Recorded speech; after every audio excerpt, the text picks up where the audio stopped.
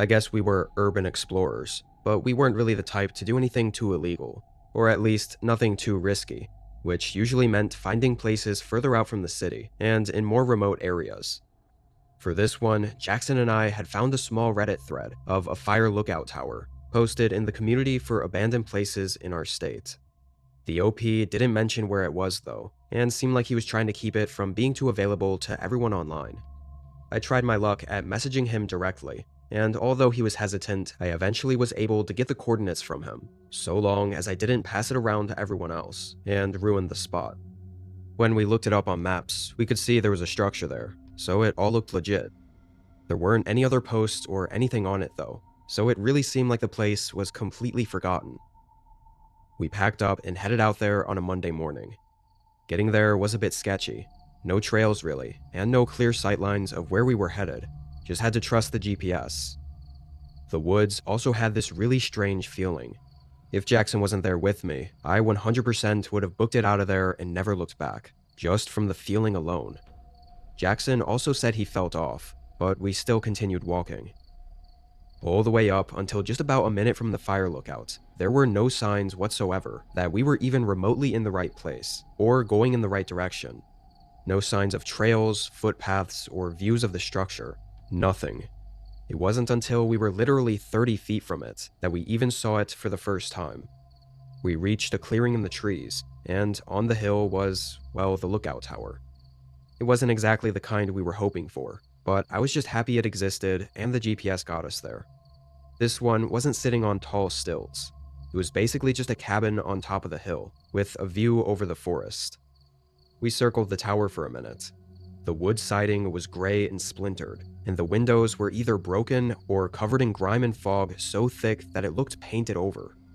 One side of the roof was even partially caved in, and the whole place sort of felt like it was leaning slightly, like the whole structure had shifted on its foundation. Jackson was noticeably more excited than I was. I think I still had that lingering, uneasy feeling from the woods, but I didn't want to be a buzzkill after we'd come out all this way, so I didn't say anything. Jackson knocked on the door, then opened it. We stepped in. The inside was dark. Even though windows surrounded pretty much all sides, the fog and grime that I mentioned earlier prevented pretty much any light from coming in. There was also a bunch of junk scattered on the floor. Some old tools, a broken lantern, and even some beer cans that looked decades old.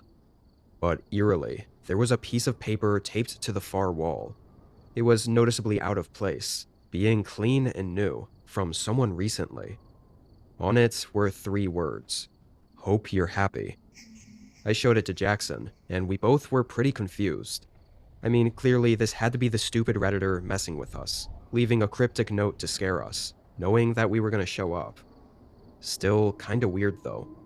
If it wasn't some joke, it seemed sort of passive-aggressive. Anyway, the sun was getting low, so I shut the door and we settled in for the night. I got out the camping stove and started boiling water to make ramen for dinner. Strangely, that whole night felt off. We didn't really talk for a while. I made the food, we ate, and just sat there, listening to the breeze make the cabin walls creak. Neither of us sparked up a conversation, which was really unusual. Just felt like there was almost this dreadful feeling. And I can't speak for Jackson, but I assume he felt it too, since he didn't speak either. Eventually, when it got later, we both got in our sleeping bags and fell asleep. When I woke up, I remember opening my eyes to the pitch-black room and hearing just the slight creaks of the cabin. But something felt like it was missing, and that's when I rolled over and looked at Jackson's empty sleeping bag. I quickly sat up and looked around. "Jackson?" It was quiet. I froze up for a moment. "Jackson?"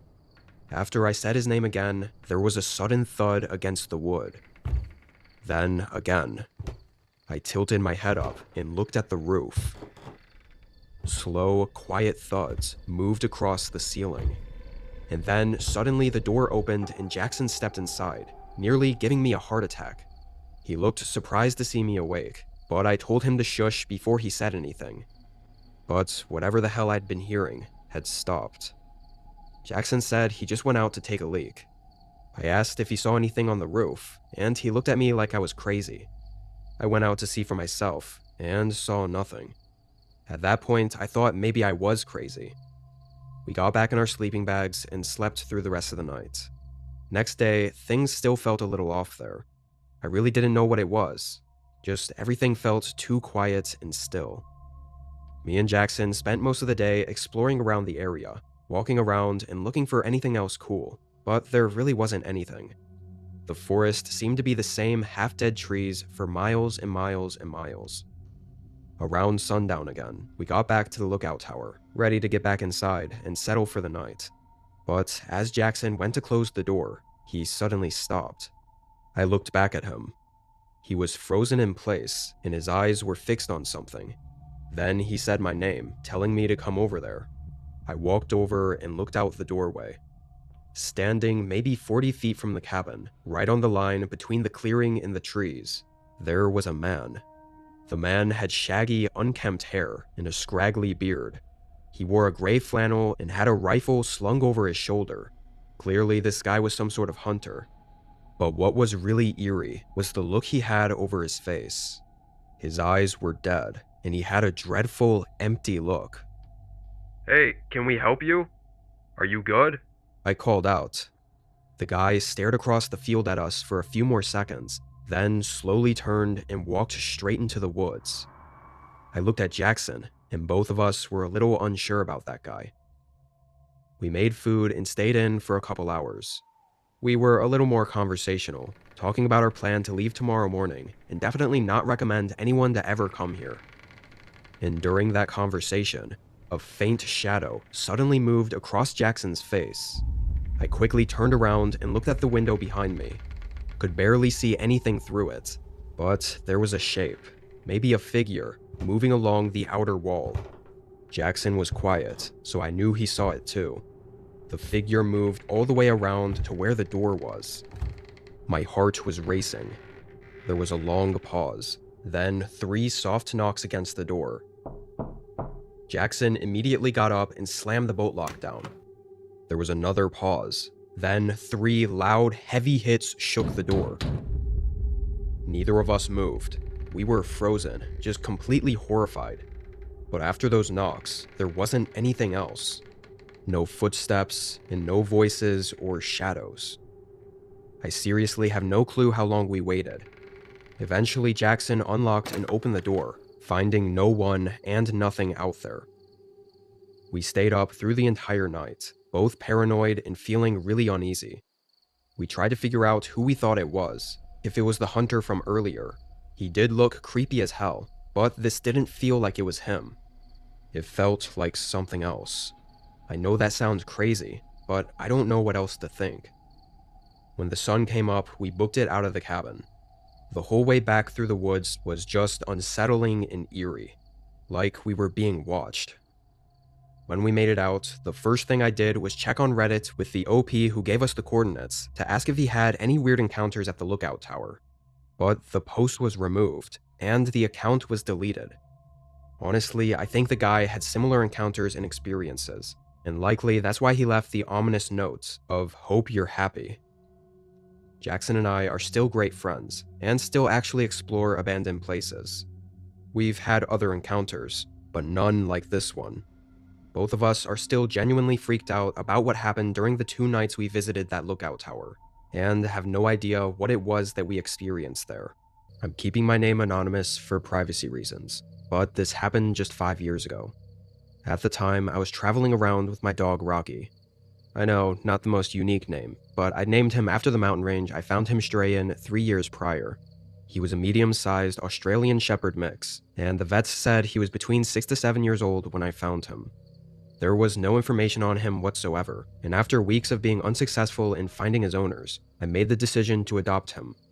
He became sort of my adventure buddy, going on hikes and backpacking trips year-round, and we both loved it. The trip this happened on was honestly nothing crazy. It was just supposed to be a 1-day in, 1-day out backpack along a firebreak trail to a retired lookout tower. I really couldn't find too much info on the place, at least not up-to-date info. Best I could find were some really old rules about it being a non-rentable, first-come, first-serve public rest shelter with a 3-night limit. But like I said, that info was super outdated. I didn't care too much to do any more research than that, because I wasn't even planning to stay the night in the tower. The idea was to reach the ridge, take a look around, and hike another few miles down to a creek with a small tent campsite. However, this whole idea fell through, as when me and Rocky were about 30 minutes out from the tower, dark, heavy clouds started rolling overhead. We rushed to the tower, and with a view of the valley from the ledge, I could see a really bad rain and thunderstorm hitting the mountain directly across from us. It looked like it was headed our way. I didn't mind so much camping in my tent during a storm, but the problem was that I didn't know if we could make it to the campsite and set up before the storm hits. After a couple minutes of thinking, the decision was made for me by the sudden onset of rain downpouring on the lookout tower. So I decided to hunker down inside the tower with Rocky, at least to let the storm pass. It was then that I got a really good look at the place. It was mostly what I expected. White paint thinning on the walls, a rusted stove built into the corner, and aside from that, completely empty. Not even a trashy old mattress that most public forest shelters usually have. Within minutes, the storm hit twice as hard. Rain was coming down so heavy I couldn't even see the forest past the windows, and I could feel the wind cutting inside between the gaps in the wood. The tower had a bit of give to it as well, swaying a bit every time a gust of wind would hit it, and it didn't look like it was slowing down anytime soon. I laid out my sleeping bag to make a more comfortable rest area, then took out my dinner stuff and made a little freeze-dried meal. Rocky was pretty shaken by the storm though. He wouldn't settle, pacing near the door with his tail tucked and quietly whining. He never liked storms, but this one definitely made him feel worse than usual. Thought it was probably the movement of the tower, or maybe even the height. I called him over and had him sit next to me so I could pet him to quiet him down and get him to relax a little. But when it was just the sound of the rain drumming on the roof, I heard something else. It was a faint, hollow thunk sound, like something metal shifting beneath the floor. It was subtle enough to blend in with the rain, and only noticeable during short periods where the rain would slow down a bit. After a minute or two, though, I couldn't hear it anymore. Or maybe my mind drowned it out. I'm not really sure. Eventually, I laid down, and Rocky burrowed in the sleeping bag with me. The rain and thunder started to feel comforting, I guess, and I fell asleep. Next thing I knew, I woke up and checked my watch, seeing it was just past 2 a.m., and right away, something was missing. The noise of rain and everything. It was just silent. I sat up, realizing Rocky wasn't in my sleeping bag anymore. He was over by the door, giving me that look like he needed to go out, and quietly whining again. I took a moment, then got up and put my shoes on and grabbed the flashlight. I opened the door and stepped outside with him, walking down the creaky steps and letting him roam the field between the tower and the forest. After the hours of heavy rain, the dead silence of the forest now was kind of unsettling. I stayed near the tower, just keeping my flashlight on Rocky as he did his business. But then I heard the slightest sound behind me. A thin metal squeak from a small wind gust. I turned around and pointed my flashlight under the lookout tower, immediately spotting what looked like a metal cellar door, like one of those underground ones that old houses sometimes have. I figured this one must have been for storage, back when the tower was in use, maybe for keeping dry firewood and tools or something. But then I remembered the sounds I heard overnight, the metal thump sounds. And honestly, something in my gut knew the moment I saw those cellar doors that those sounds had to be from the cellar doors opening and closing, or maybe even something moving around inside the cellar. I kept the flashlight on it and approached it, then slowly lifted one of the doors and peeked inside. There were maybe 5 or 6 steps. It didn't go down very far, and on the stairs there were fresh, wet spots of mud going up every step. But after looking at it for just a moment, Rocky suddenly barked. It was just one sharp, terrified bark. I dropped the door closed and spun around, just quick enough to see something shift in the tree line just past Rocky. I immediately called him back, then ran up the stairs and inside the tower. Thankfully, I'd only unpacked my sleeping bag, so I quickly rolled it up and clicked it to my backpack. Someone was out there watching us, and I was not staying to find out why. I made Rocky stay close, and we quickly exited the tower and got back down to the base. I instinctively turned around and shined the flashlight back under the tower at the cellar. The doors were open. Then I looked down at Rocky. His eyes stared at the cellar intensely, clearly scared of whatever was in there.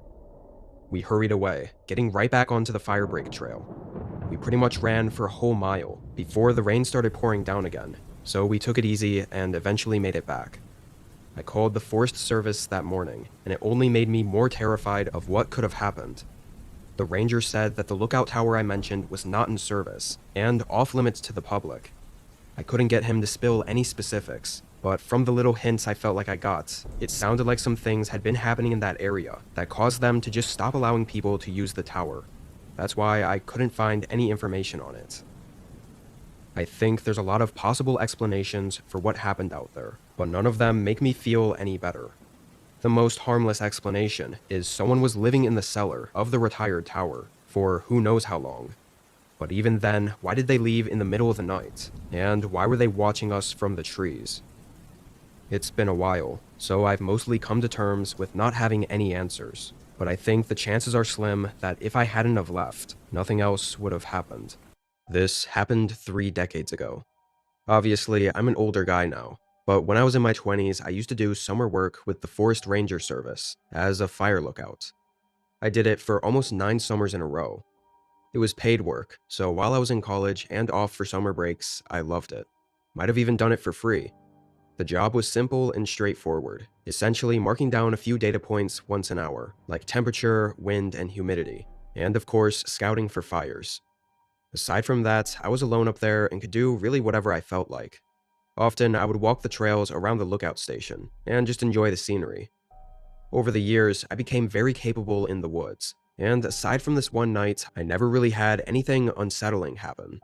The days would just go by sort of the same, and were always peaceful and relaxing. I don't remember most of the start of this day, because it was a very repetitive, normal day at the lookout station. Even a few hours past sunset, nothing really happened. I recorded my last data points for the night, and radioed in to the ranger station that I was done with my shift and clocking out for the day.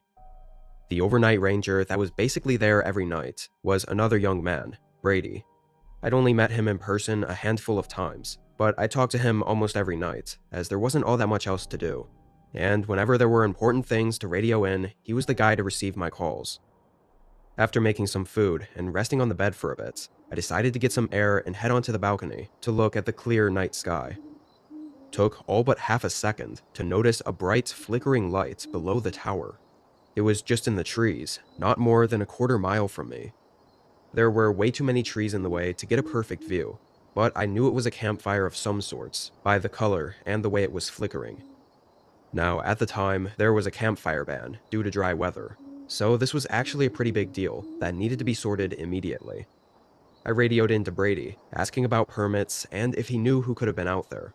But he said he had no clue, and that no permits were handed out to be camping there that night. I told him exactly where it was, and that it was strangely close to my lookout station. Brady told me since it was so close to just go let the campers know to put it out and to not even worry about making them leave or anything, even though they didn't have a permit to be in the area. So I took my radio and my flashlights and headed down the stairs, then began walking toward the campfire. Really, I never felt too worried heading out there.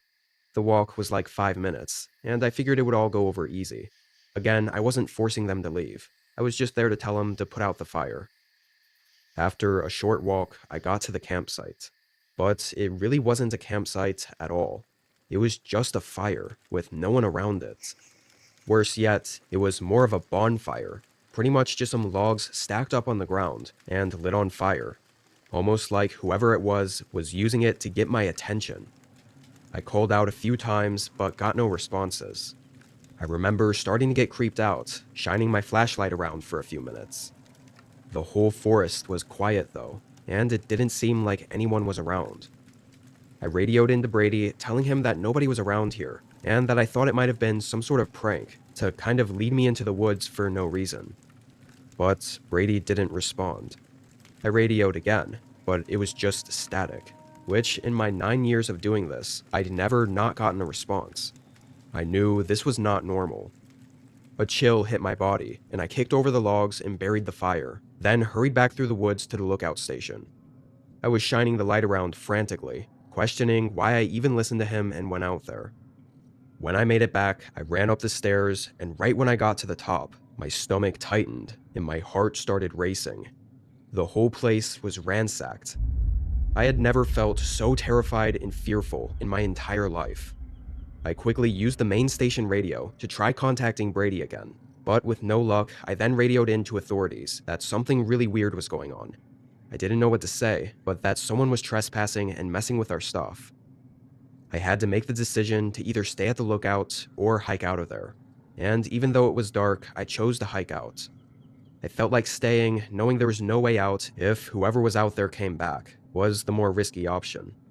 The hike was a well-defined trail 3 miles down to the ranger station, where Brady was stationed at, and then another mile to the road.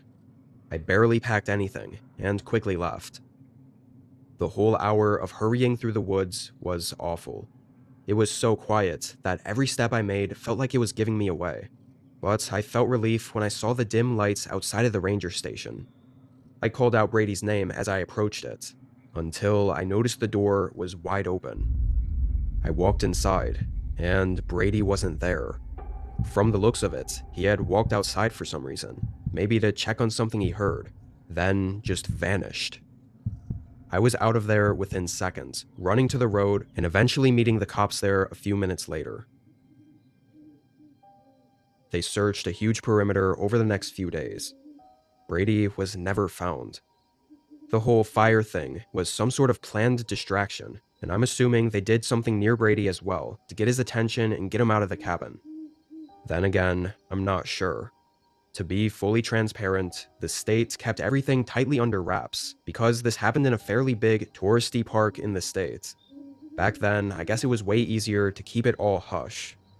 You'd be surprised how often things would just go unheard, let alone when the state didn't want it to be known. That was the year I stopped going there during the summers, and as far as I know, nobody else ever worked at that tower after me. The listing didn't show up any years afterward. Even all these years later though, I still constantly wonder what really happened that night, and how close I was to going missing just like Brady did.